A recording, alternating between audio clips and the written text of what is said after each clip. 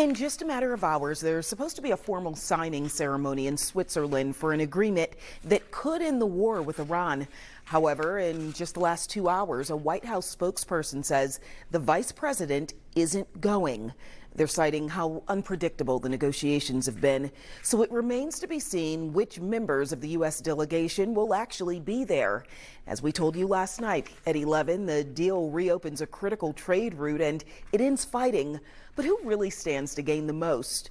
NBC Connecticut's Jeremy Chen has that and why one Iranian-American says the outcome leaves him feeling angry and confused.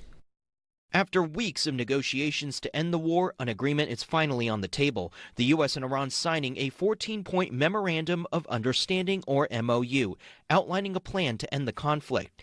Key provisions include Iran allowing toll-free passage through the Strait of Hormuz and the U.S. ending its naval blockade of Iranian ports.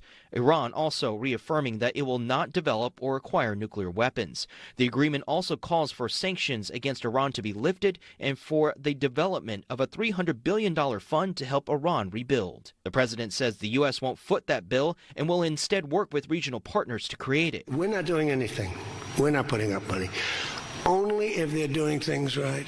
If they're doing things right, if people want to invest, they can invest. Eric Fleury, a professor of government and international relations at Connecticut College, says the framework appears to give Iran more leverage than the U.S. Iran can point to the U.S. and say, you haven't withdrawn enough troops. You haven't provided enough sanctions.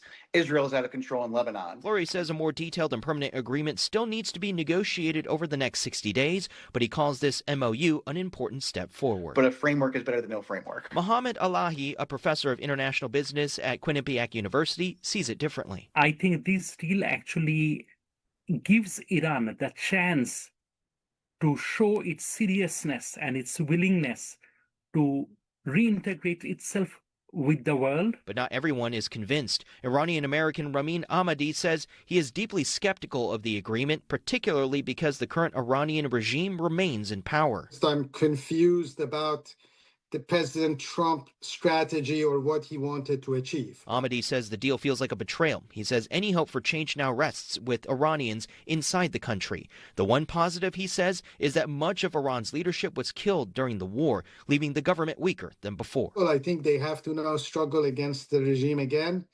It's a weaker version of the regime, so that's good. Jeremy Chen, NBC Connecticut News.